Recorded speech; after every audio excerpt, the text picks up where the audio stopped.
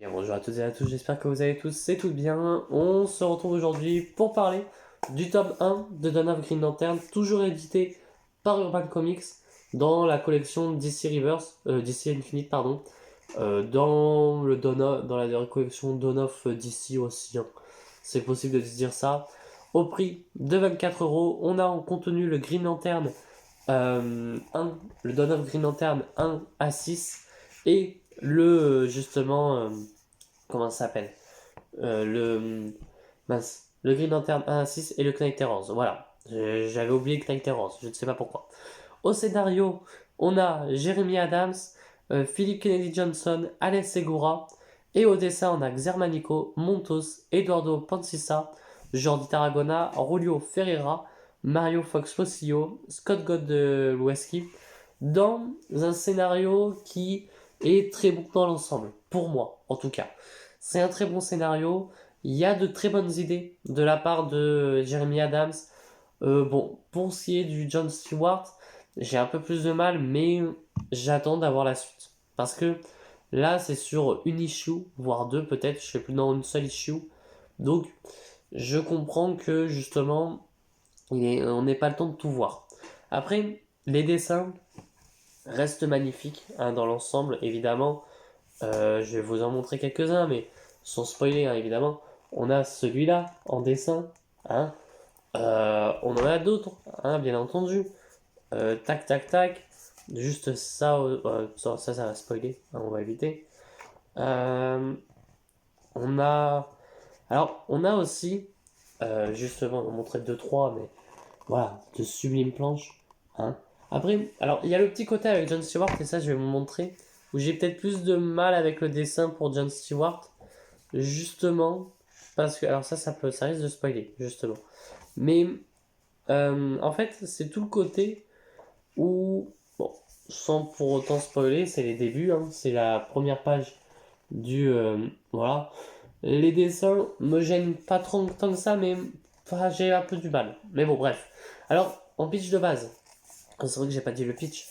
Euh, Tome 1, Retour au bercail, évidemment. Les planètes unies ont désormais la mainmise sur le corps des Green Lantern, les transformant en représentants officiels de l'autorité. Bref, je me suis inversé les mots, mais bref. Parmi les premiers décrets, une quarantaine inattendue du secteur 2814 qui pousse Al Jordan à retourner sur Terre. Il y retrouve une planète vulnérable et un quotidien solitaire, bien loin de ses précédentes aventures. Pour ne rien arranger, les réminiscences du passé, cauchemars et visions, de rouge vêtus, viennent mettre à mal l'ancien porteur d'anneaux, mais également le cours de l'histoire. Chacun devra faire face à son passé, mais qui du monstre ou du héros refera surface.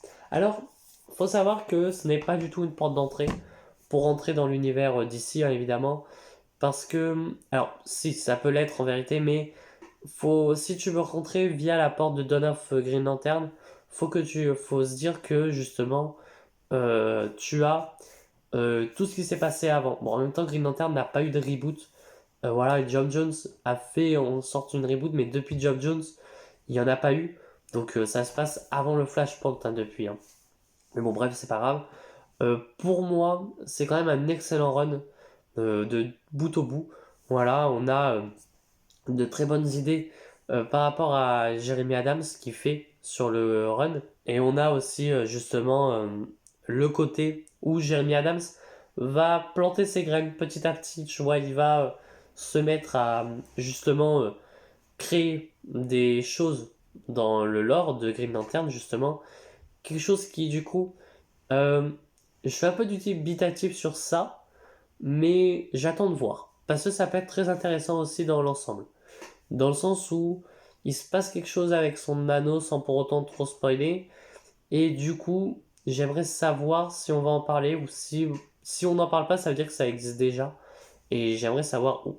Ce qu'il faut savoir, c'est que Jeremy Adams, justement, contrairement à d'autres scénaristes qui pourraient faire chier son monde en se disant rien à faire de la chronologie, coucou Bendis, Jeremy Adams, là, il va se mettre à justement faire le lien avec tout ce qu'a fait ses prédécesseurs.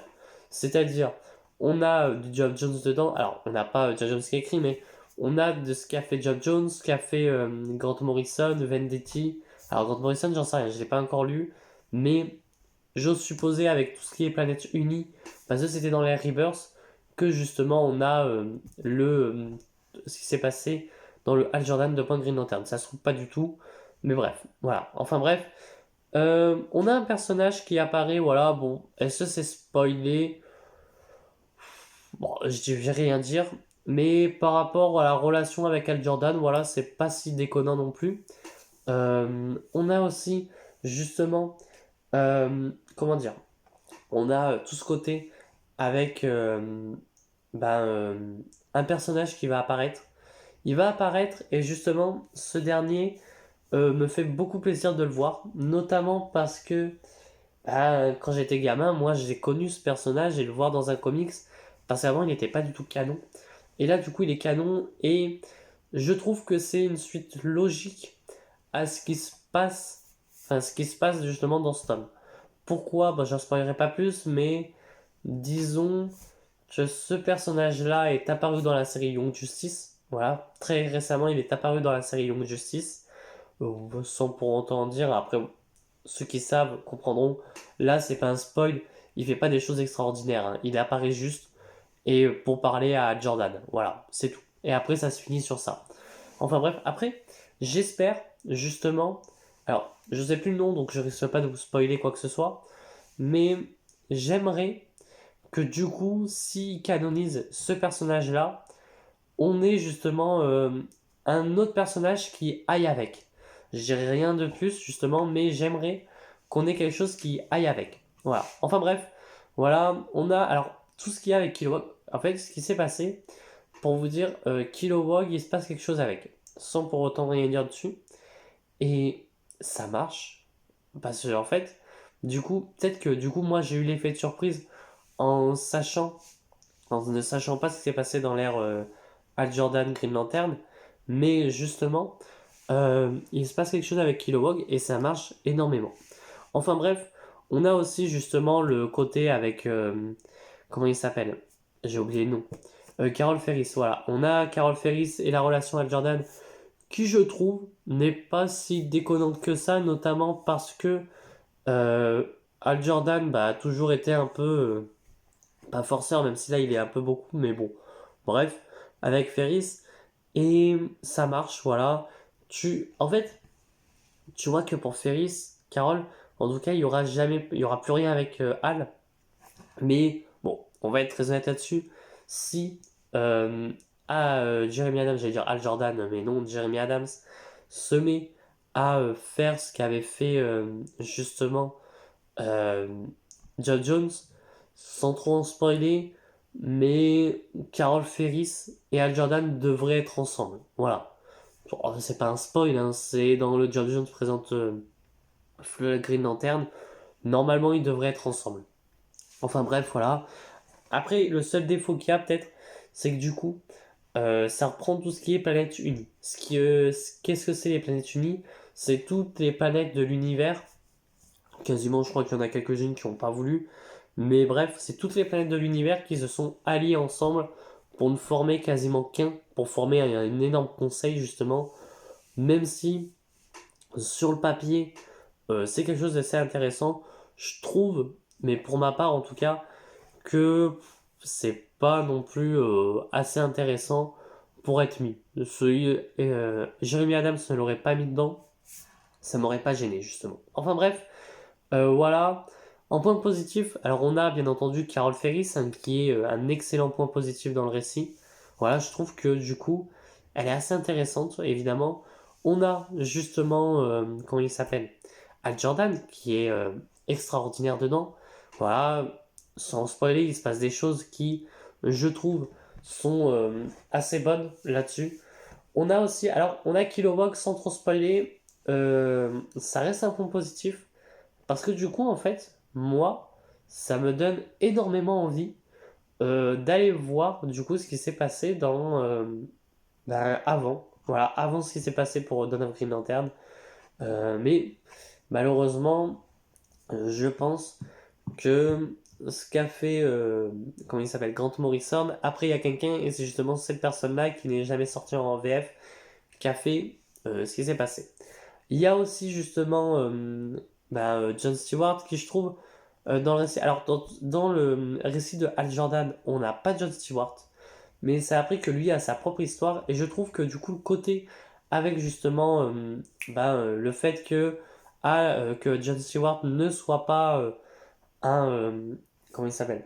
Un militaire, justement, va marcher énormément. Parce que voilà, Jon Stewart n'est pas qu'un militaire, c'est aussi un, mince, un architecte, voilà. Même si du coup, on peut se poser la question si, bon, en espérant qu'il y ait toujours ce côté militaire, mais en même temps, le côté architecte prenne beaucoup plus le dessus dans le récit. Enfin bref, voilà, après il y a d'excellents dessins, comme je vous ai montré. Les dessins sont magnifiques, je trouve. Hein. Ça, on va pas se le cacher. Ce sont de très beaux dessins. J'espère que Xermanico va rester jusqu'au bout. Hein, parce que des fois qu'ils se disent, allez, maintenant tu dégages. Et franchement, le scénario, il est excellent de bout en bout. Jeremy Adams, moi, je l'ai découvert sur la série Flash, que j'ai adoré, sur la série Infinite Flash, que j'ai adoré. Et justement, euh, j'ai été triste, même, bon, j'en ai pas pleuré, hein, évidemment, mais j'étais triste que Jeremy Adams parte de la série Flash et que du coup ça soit quelqu'un d'autre. Je n'ai pas lu encore ce que fait le nouvel auteur dessus. J'aimerais, même si apparemment c'est mauvais, mais j'aimerais que ça soit diffusé en VF. Enfin bref, voilà. Je regarde mes notes justement pour voir si je n'ai rien oublié. Hein. Évidemment, j'ai dit à Jordan, Kilowog, Carol Ferris. Bon, est-ce que du coup ça serait un spoil de vous dire qu'il y ait Flash? Bon, du coup j'ai dit, hein, voilà, mais on a Flash qui apparaît. Mais il apparaît très rapidement, tu vois. C'est pas, il apparaît pendant tout le long du run, il apparaît que très rapidement dans une petite issue. Voilà, pour te rappeler que justement, il y a ce lien énorme en tant qu'ami de Al Jordan et justement de comment il s'appelle de Barry Allen, parce que là oui c'est de Barry Allen, et justement alors on fait référence à Dark Crisis je crois, ouais c'est ça, ou Planet Lazarus, enfin bref, mais c'est pas dérangeant. Enfin bref, en point négatif on a le côté avec les Terres Unies. Alors j'aime beaucoup le principe hein, des Terres Unies, hein, comme je le disais j'aime beaucoup le principe, mais toutefois j'ai cette impression qu'on n'en fait pas beaucoup dessus. Pourquoi? Parce qu'on dit juste, oui, les Terres Unies nous ont interdit d'utiliser l'anneau. Mais du coup, moi je comprends pas pourquoi ils l'ont interdit d'utiliser l'anneau et Al Jordan l'utilise. Alors, on va me dire, oui, mais Al Jordan il suit jamais les règles, etc. Certes, oui. Sauf que du coup, là, on te fait comprendre que s'il l'utilise, t'as tous les Terres Unies qui vont le savoir et qui vont débarquer. Là, malheureusement, je ne vois pas. Enfin bref, c'est pas non plus grave.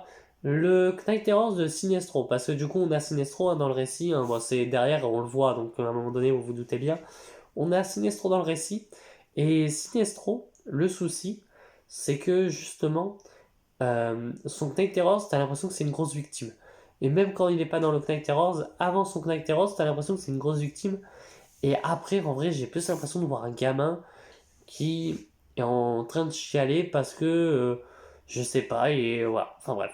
C'est peut-être le seul point négatif. Après, j'espère justement que va pas y avoir grand chose dessus et qu'on va avoir le vrai Sinestro qui va débarquer avec toute son armée, même si je sais pas ce qui s'est passé avant, mais qui va débarquer avec son armée et que là il va faire du sale. Enfin bref, voilà, je vais mettre une note hein, évidemment de 4 sur 5 parce que c'est un très bon récit. Voilà, ça vaut pas les 5 parce que du coup il y a quelques points négatifs que j'aime pas trop, mais voilà, enfin bref, j'espère que Urban ne va pas tarder à sortir le tome 2 et voilà, alors on sait qu'il y a un tome 2 de prévu parce que du coup c'est marqué tome 2 à apparaître, hein, évidemment.